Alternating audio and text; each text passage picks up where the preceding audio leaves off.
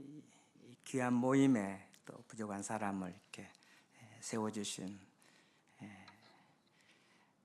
우리 하나님께 감사드리고 영광을 돌리고 또 우리 존경하는 사무총장님과 여러분들에게 진심으로 감사를 드립니다. 저와 여러분이 여호수아 세대입니다. 아멘. 여호수아 프로젝트는 큰 의미가 있다고 생각합니다. 여호수아가 하나님께서 말씀하신 그 약속의 땅을 향해서 믿음으로 강하고 담대한 그러한 신앙으로 나아가는 것처럼 하나님께서 우리들에게 맡겨주신 사명들을 강하고 담대함으로 우리가 더 나아가야 될 줄로 믿습니다. 오늘 본문의 내용은 여러분들이 잘 아시는 내용입니다. 강하고 담대하게 하나님 앞에 기도했던 엘리야 선지자의 이야기입니다. 역사적인 배경을 간단하게 살펴보면 아합 왕 시대에 이스라엘은 3년 6개월 동안 비가 오지 않는 상태입니다. 6개월 1년만 비가 오지 않아도 사람들이 죽는다고 아우성칠 터인데 무려 3년 6개월 긴 세월입니다. 땅은 거북이 등처럼 갈라져 버렸고 흐르던 시냇물은 다 말라졌고 나무는 타버렸고 짐승들도 죽어가고 있는 모습들, 먹을 것이 없어서 뼈만 앙상한 채 죽어가는 어린아이들의 모습들을 상상해 볼 수가 있습니다. 이스라엘은 민족적으로 큰 위기를 맞게 된 것입니다. 이러한 위기 때 하나님 앞에 기도했던 한 사람이 있습니다. 바로 엘리야 선지자입니다. 그가 하나님 앞에 갈멜산에서 간절히 기도합니다. 하늘문을 열기도 하고 하늘문을 닫기도 했던 기도의 사람, 능력의 선지자 엘리야가 갈멜산에서 하나님 앞에 하나님이 하늘문을 여시고 이 땅에 비를 허락해 달라고 간절히 기도할 때 놀랍게도 45절에 보니까 큰 비가 내리는지라. 아멘. 우리 식으로 말하면 여름 장대비, 소낙비 아니겠습니까? 비는 성령의 빗줄기, 의의 빗줄기 아니겠습니까? 부흥을 상징하지 않겠습니까? 비는 하나님의 은혜요, 비는 부흥이요, 성령의 놀라운 역사이신 줄로 믿습니다. 이스라엘은 이 비로 말미암아 살게 되었던 것입니다. 저는 이 본문을 가지고 어떻게 하면 다시 우리 영혼이 살아날 수 있을까? 어떻게 하면 다시 우리가 하나님 앞에 기도 응답을 받을 수 있을까? 한국교회가 60년대, 70년대, 80년대 그렇게 하나님의 축복을 많이 받았는데 지금은 힘들다고 아우성치고 있는 이때에 어떻게 하면 다시 우리가 하나님의 축복을 받을 수가 있을까요? 1907년 평양에 부흥이 일어났는데 어떻게 하면 다시금 우리가 그런 부흥을 우리 세대에 다시 경험할 수 있을까? 500년 전 유럽의 종교 개혁이 일어났습니다. 그 종교 개혁으로 인하여 유럽 교회가 엄청난 변화를 가져왔습니다. 정치, 경제, 사회, 문화, 도덕 모든 분야에서 엄청난 변화를 저들은 경험했던 것입니다. 원래 아시아 문명이 더 발달했지만 사도 바울의 유럽 복음 전도 시작으로 인해서 유럽에 더 문명이 발달하지 않습니까? 종교 개혁 때 하나님께서 부어주신 은혜로 말미암아 유럽 땅은 크게 변화됩니다. 교회도 놀랍게 변화되고 모든 분야가 이제 변화되었던 것입니다. 17세기 영국의 청교도 운동을 통해서 부흥이 일어나고 18세기 영국에 대부흥이 일어났고 종교개혁 이후에 독일에는 17세기, 18세기에 경건주의를 통해서 또 부흥이 일어났던 것입니다. 하지만 지금 유럽은 쇠퇴하고 있습니다. 교회 수, 교인 수, 목회자 수, 신학교 수, 신학자 수 다 쇠퇴하고 있고 그리고 다음 세대를 또 교회를 떠나고 있는 상태입니다. 속수무책입니다. 한 10여 년 전 국민일보 선교부 기자가 목사님 인터뷰 한번 하자고 해서 국민일보 본사에 가서 인터뷰 한 적이 있는데 어떻게 해서 유럽 교회가 이렇게 쇠퇴했느냐 하는 것입니다.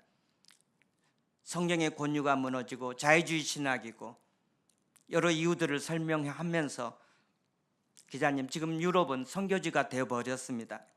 아니 선교사님 어떻게 유럽이 선교지입니까? 그렇습니다. 옛날에는 기독교 국가였지만 지금은 유럽이 선교지로 변해버리고 있는 것입니다. 가슴 아픈 일입니다. 저는 유럽 생활 약 28년째 하고 있습니다. 물론 그 28년 사이에 5년 동안 한국에 와서 목회하다가 영국에서 한 8년 7개월 유학생활 그리고 독일에서 15년째 한인교회 목회와 선교 사역을 하고 있습니다. 유럽에서 공부하고 목회하면서 느끼는 것은 한마디로 오늘날 유럽 교회는 쇠퇴하고 있다는 것입니다. 저는 부흥을 참 좋아합니다. 첫 번째 책을 영국 부흥의 주역들 책을 출판했는데 리바이벌 다시 살아나야 된다는 것입니다. 영국 교회가 다시 살아나야 되고 독일 교회가 다시 살아나야 되고 개신교의 발상지 이 독일이 지금 얼마나 무너져 가고 있는지 모릅니다. 프랑스가 무슬림이 600만 명, 영국이 400만 명, 450만 명, 독일도 한 400만 명. 기독교는 쇠퇴하고 유럽은 점점 성장하고 있는 게 유럽의 현상 아니겠습니까? 여러분도 다 아시고 계신 사실이지만은 그렇습니다. 유럽 교회가 다시 회복돼야 되는 것입니다. 유럽 교회 다시 부흥이 일어나야 되는 것입니다. 한국 교회도 힘들다고 아우성치고 있습니다. 저는 오늘 본문을 통해서 그러면 어떻게 하면 우리가 다시 살아날 수 있을까? 리바이벌 다시 살아난다, 다시 회복된다, 다시 소생한다는 것입니다. 하나님께서 이 밤에 은혜 주셔서 저와 여러분들이 다시 한번 살아나는 은혜가 있기를 주의 이름으로 축원합니다. 기도가 살아나야 되는 것입니다. 여호수아 프로젝트는 그냥 사람이 하는 게 아니라 기도로 하는 것입니다. 믿음이 살아나야 여호수아 프로젝트를 할 수 있는 힘이 생기는 것입니다. 하나님의 은혜를 받아야 되는 것입니다. 마가의 다락방에 성령이 물 붓듯이 부어져서 저들이 성령의 사람이 되고 기도의 사람이 되고 말씀의 사람이 되고 가서 복음을 전했던 것처럼 능력을 받고 은혜를 받아야 되지 않겠습니까? 이 밤에 그렇게 은혜 받는 밤이 되기를 간절히 바랍니다. 첫 번째로 어떻게 우리가 다시 살아날 수 있을까? 이것은 회개입니다. 열왕기상 18장 17절 말씀 보면은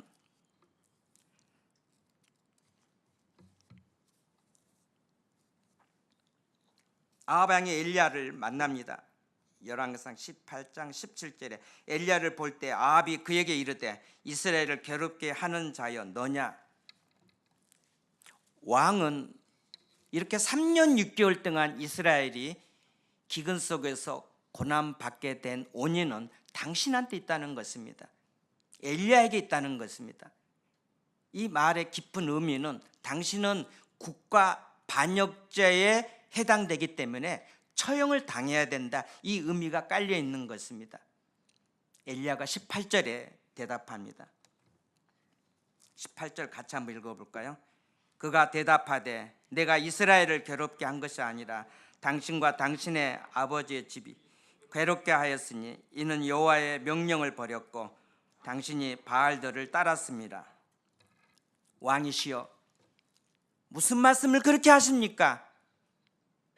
당신과 당신의 백성들이 하나님을 버리고 바알 선지자를 따르고 우상 숭배했기 때문이라고 담대하게 말하고 있습니다. 그렇습니다. 저들은 말씀을 떠났고 하나님을 떠났기 때문에 하나님의 징계로 이런 엄청난 기근을 겪고 있는 것입니다. 열왕기상 18장의 사건의 핵심은 불의 사건이 있고 하늘에서 불이 내리는 사건이 있고 하늘에서 비가 내리는 사건이 있지 않겠습니까? 이 사건의 핵심은 이스라엘 백성들이 다시 하나님께로 돌아온다는 사실입니다. 40절에 하나님께서 이제 이렇게 엘리야에게 말씀하고 있습니다.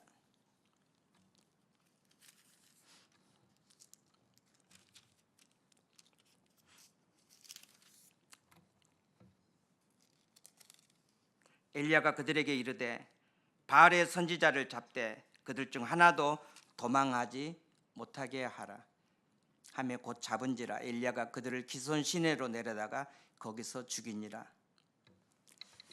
이 거짓 선지자들을 다 죽이라는 것입니다. 저들이 원인을 제공했기 때문에 구약 시대의 말씀을 구약 성경 말씀 보면은 우상 숭배자는 처형시키고 거짓 선지자는 멸하라고 말씀하고 있습니다. 하나님 명령 따라서 우상 숭배케 한 바알 선지자들, 거짓 선지자들을 다 잡아 처형하는 것입니다.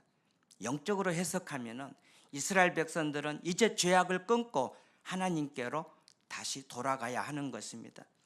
18장의 21절이 어떻게 보면은 열왕기상 18장의 키워드 핵심 구절이라고 할 수 있겠습니다.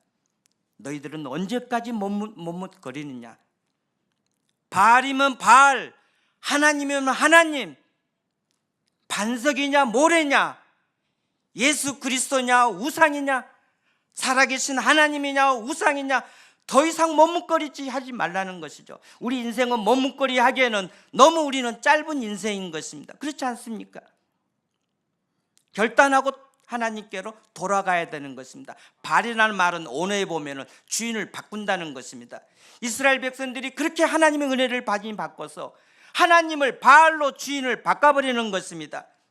이런 어려운 때 저들은 이제 다시 하나님께로 돌아가는 것입니다. 전에 바알이 주인이었는데 이제는 살아계신 하나님께로 다시 돌아가는 것입니다. 그렇습니다. 이것이 우리가 살 길인 줄 믿습니다. 나에게 해석을 해보면은 거짓 선지자들을 엘리야가 처형했다고 하는 것은 내가 나의 죄악을 끊어버리는 것입니다. 철저하게 회개할 때 하나님께서 우리들을 다시 살려주실 줄로 믿습니다. 기도에 딜레마가 있습니다. 기도하는데 응답이 안 된다는 것입니다. 기도의 난제입니다. 기도의 딜레마입니다. 왜 응답이 안 되냐는 것이죠. 그러나 우리는 항상 뒷부분만 생각하고 있습니다. 앞부분에 하나님께서 뭐라고 말씀하시는가요? 역대하 7장 14절에 내 이름으로 일컫는 내 백성이 악한 길을 떠나고 겸비하고 그리고 기도하고 하나님의 얼굴을 구하라. 그래야만 내가 하늘에서 듣고 이 땅을 살이라고 사해 주신다고 말씀해 주셨지 않습니까? 악한 길을 떠날 때 하나님께서 우리들에게 기도 응답을 해 주시는 줄로 믿습니다. 이게 기도의 딜레마입니다. 우리는 악한 길을 떠나지 않습니다. 기도하는 이 손이 깨끗하지 않습니다. 찬양하는 우리의 입술이 깨끗하지 않습니다. 그리고 우리는 기도 응답을 원하는 것입니다. 하나님은 찬양하는 입술이 깨끗하라고 말씀하고 있습니다. 기도하는 손이 깨끗하라고 말씀하고 있습니다. 악한 길에서 먼저 떠나라고 하는 것입니다. 저는 회개 없이 통일이 없다고 생각합니다. 제 개인적인 신앙 고백입니다. 왜 통일이 지금 안 되는가? 물론 하나님의 손 안에 있지만은 우리가 해야 할 일은 통일은 하나님의 주권 가운데 주시는 줄로 믿습니다. 통일은 하나님이 주시는 것입니다. 우리가 해야 할 일은 철저하게 회개하는 것입니다. 지금 이 상태에서 통일이 되면은 우리가 어떻게 북한 동포들을 우리가 받아들일 수 있겠냐고요.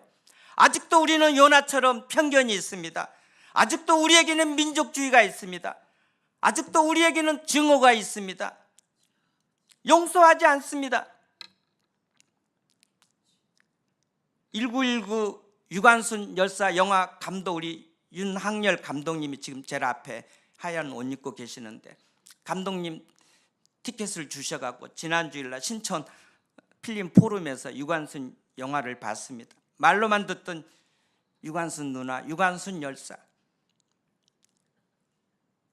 얼마나 그들이 일본이 우리를 잔인하게 했던지 일본에 가서 복음을 전하라고 할 때 여러분 일본 가서 복음을 전하시겠어요?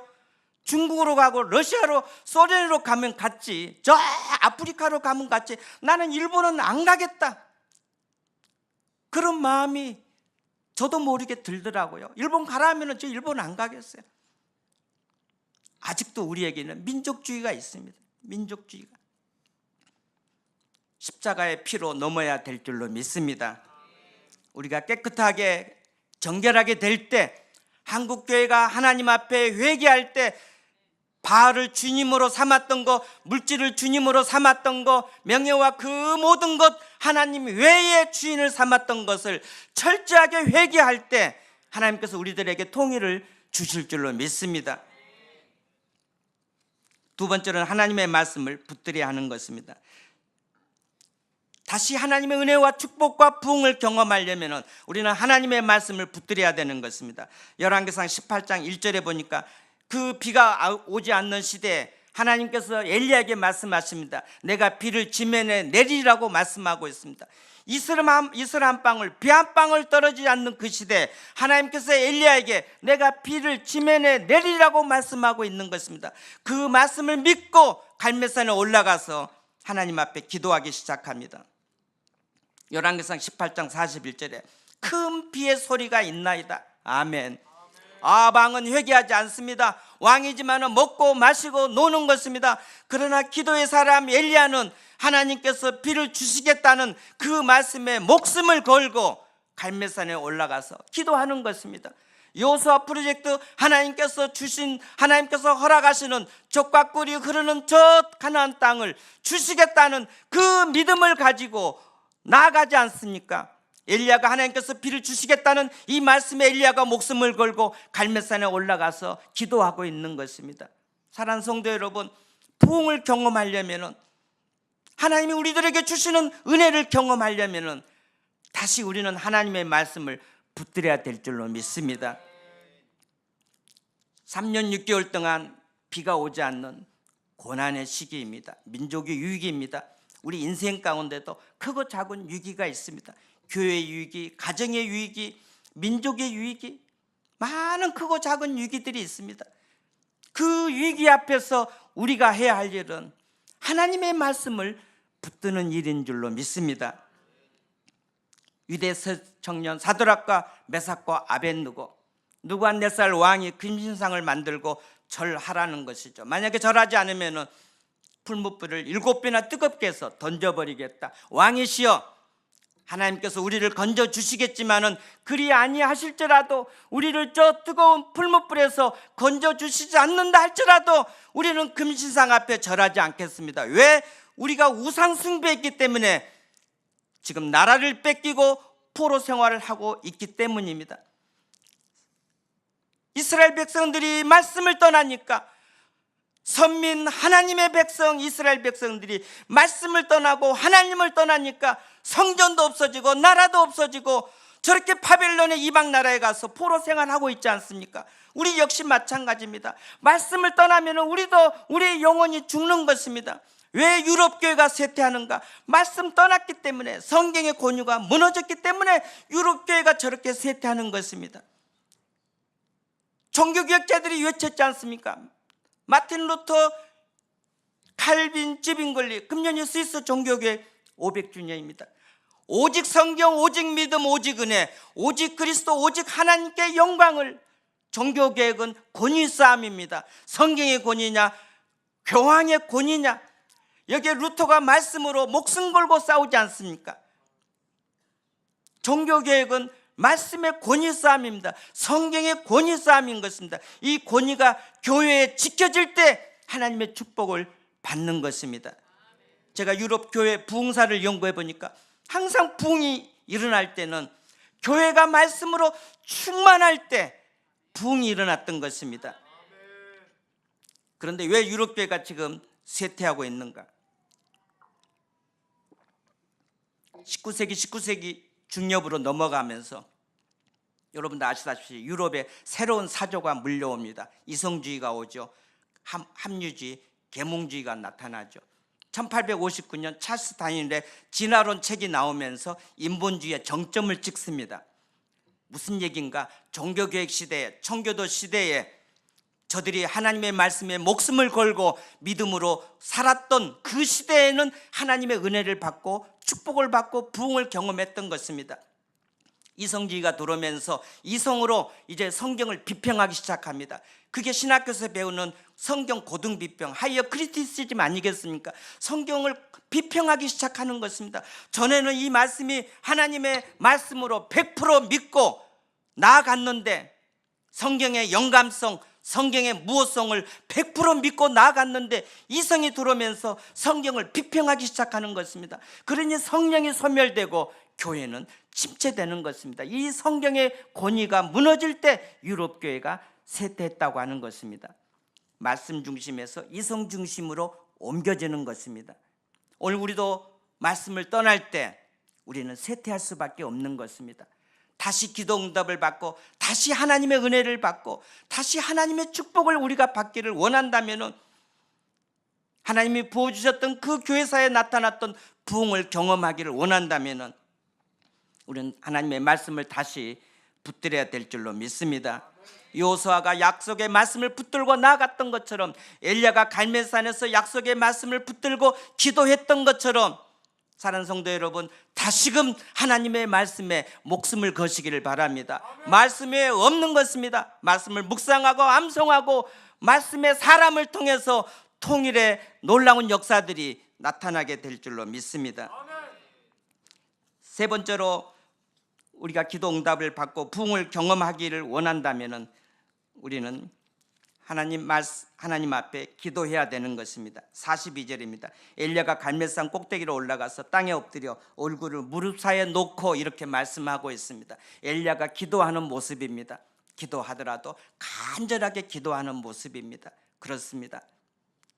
사랑하는 주빌리안 성도 여러분, 기도할 때는 간절한 기도가 생명인 줄로 믿습니다.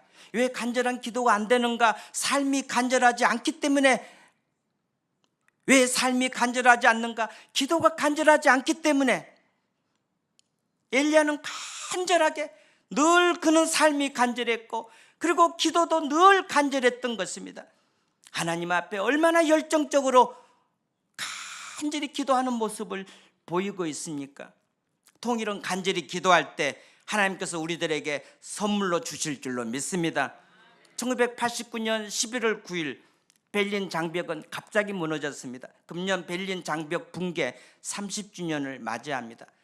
그 후 1990년 10월 3일에 독일 의회에서 동독과 서독은 하나라는 통독을 의회에서 선언합니다. 그래서 내년 1990년 10월 3일은 통독 30주년입니다. 지금 주빌리 임원들이 내년에는 저 베를린에서 통독 30주년을 맞이해서 주빌리 이제 전략 회의를 이제 하시려고 그렇게 계획하고 있는 것 같습니다. 금년 또 내년 아주 중요한 한 해라 생각합니다.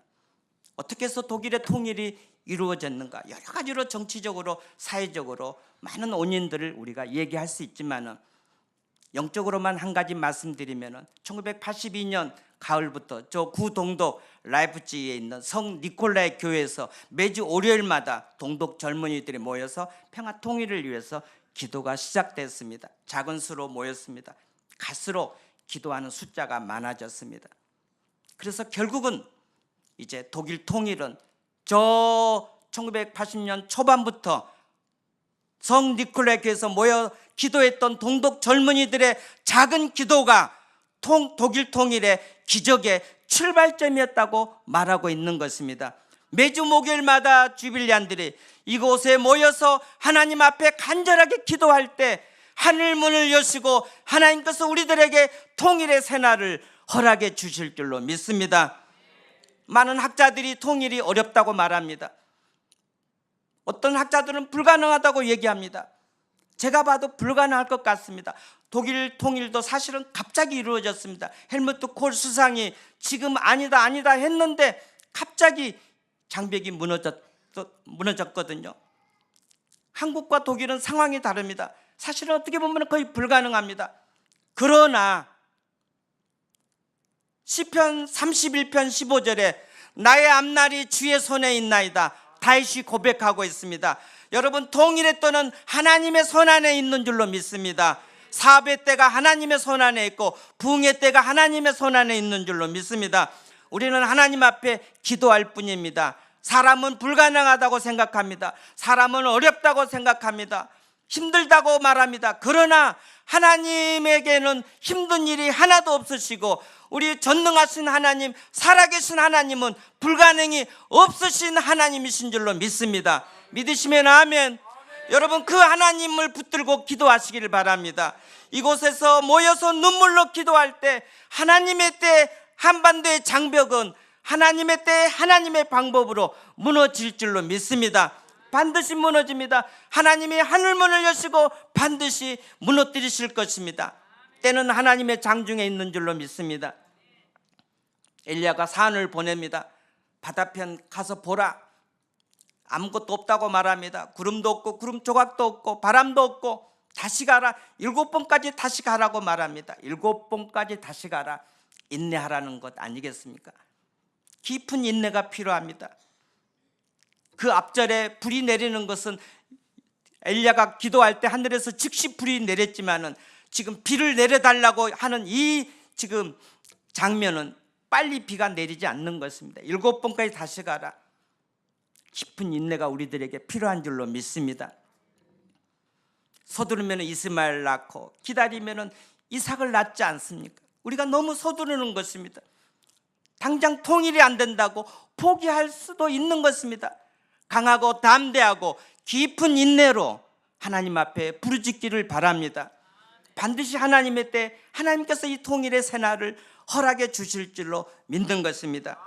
우리들에게 좀 더 깊은 인내가 필요한 것입니다. 수영록교회 정필도 목사님 책 제목이 있습니다. 교회는 무릎으로 세워진다. 그리고 눈물이 차야 예배당에 찬다. 따라서 해볼까요? 통일은 무릎으로 세워진다. 통일은 무릎으로 이루어진다. 눈물이 차야 통일이 이루어진다. 통일은 눈물로 이루어지는 것입니다. 우리에게 더욱더 기도가 필요한 이유인 것입니다. 통일의 때가 하나님의 손안에 있습니다. 말씀을 정리하도록 하겠습니다. 엘리야가 그렇게 인내를 가지고 기도할 때 45절에 보니까 큰 비가 내렸던 것입니다. 엘리야의 가슴 속에 파고든 그 감격, 그 기쁨. 저는 통일 장벽이 무너진 날 베를린 시내에 자주 나갑니다. 특별히 25주년 때 베를린 장벽 붕괴 25주년 때 시내에 나갔는데 베를린에서 큰 행사가 개최되었습니다. 베를린 장벽 무너지는 그 선에 7,000개 풍선을 달아놓고 저녁 7시부터 폭죽을 터뜨리면서 자유의 의미를 담아서 7,000개 풍선을 하늘로 띄우는 게 베를린 장벽 붕괴 25주년 행사의 하이라이트였습니다. 낮에는 특강, 컨퍼런스 많은 그런 행사들이 있었고요. 저희 교회 우리 유학생들하고 같이 거기 가서 그 현장을 보기도 했습니다. 저는 충신신학대학원을 졸업했는데 신학대학원 3학년 때 이 통일에 대한 비전을 하나님께서 주셨습니다. 그래서 베를린에서 지금 다음 세대가 통일 세대인데 이 다음 세대들과 함께 통일의 비전을 펼쳐나가고 있습니다. 2013년도에 우리 이상숙 권사님과 봄에 하광민 목사님과 오성훈 목사님께서 베를린에 오셔서 주빌리 이제 설명회를 가졌습니다. 그때 저도 참석을 했는데 그때 저에게 과거 제가 신학대학원 3학년 때 그때가 1988년도 신학대학원 때 통일 레포트를 북한으로 해서 제가 제출했는데 그때 통일의 비전이 있었는데 영국 유학생활한다, 목회한다, 정신없이 지내다가 이제라도 내가 하나님께서 제게 주신 숙제가 통일인데 이 통일의 숙제를 내가 해야 되겠다 해서 5년 반 전에 베를린에 가서 개척을 하고 다음 세대들이 통일 세대니까 그들과 함께 지금 통일의 비전을 펼쳐가고 있습니다. 5년 전에 이상숙 권사님, 오성훈 목사님, 하광민 목사님 오셔서 통일의 씨앗, 주빌리 씨앗을 베를린에 뿌려 주셨는데 이제 5년 만에 지난해 베를린에 주빌리가 이렇게 세워지게 됐던 것입니다. 씨를 뿌리고 5년이든 10년이든 기다리면은 하나님께서 역사하신 줄로 믿습니다. 저는 CCC 다녔는데 김중호 목사님 늘 대학생들에게 그런 말씀하셨습니다. 기도는 임신과 같아서 반드시 태어난다는 것입니다. 이곳에서 기도할 때 하나님께서 반드시 하나님의 때 태어나게 하실 줄로 믿습니다. 우리 윤관동님 계시지만은 저는 유관순 열사 영화 보면서 저도 모르게 많은 눈물을 흘렸습니다. 그 유관순 열사 하나님 사랑, 하나님을 사랑하고 하나님의 말씀을 붙들고 온갖 잔인한 그 고문을 다 겪으면서 하나님 사랑, 민족 사랑, 대한독립 만세를 말씀을 붙들고 믿음으로 강하고 담대하게 외쳤던 것을 보면서 제가 많은 것을 깨닫고 회개하고 생각하는 바가 너무 많았습니다. 저도 모르는 사이에 눈물이 줄줄 흐르고요. 그렇게 100년 전에 우리 유관순 열사는 하나님을 사랑하고 말씀을 사랑하고 조국을 사랑했던 유관순 열사, 오늘 우리가 다시 한번 하나님 앞에 유관순 열사처럼 엘리야처럼 바울처럼 주님처럼 엘리엘리 라마 사막다니 나의 하나님 나의 하나님 어찌하여 나를 버리셨나이까, 저와 여러분들을 구원하시기 위해서 저 갈보리 십자가에서 아버지 하나님의 손을 꼭 붙잡고 엘리엘리 라마 사막다니 나의 하나님 나의 하나님 어찌하여 나를 버리셨나이까, 예수님께서 아버지의 손을 우리의 구원을 위해서 꽉 붙들고 있었던 것처럼 통일의 그날이 올 때까지 하나님, 살아계신 하나님 아버지를 꼭 붙들고 회개하고 말씀 붙들고 하나님 앞에 기도하고 깊은 인내로 기도할 때 하나님께서 우리들에게 놀라운 통일을 선물로 주실 줄로 믿습니다. 다 함께 통성으로 한번 기도하겠습니다. 우리 한번 두 손 들고 하나님 회개하게 하여 주옵소서, 말씀 붙들게 하여 주시고 기도하게 하시고 깊은 인내로 하나님을 부르짖게 하여 주옵소서, 통일의 새날을 주시옵소서. 다 함께 통성으로 기도하겠습니다. 주여 주여 주여. 하나님 아버지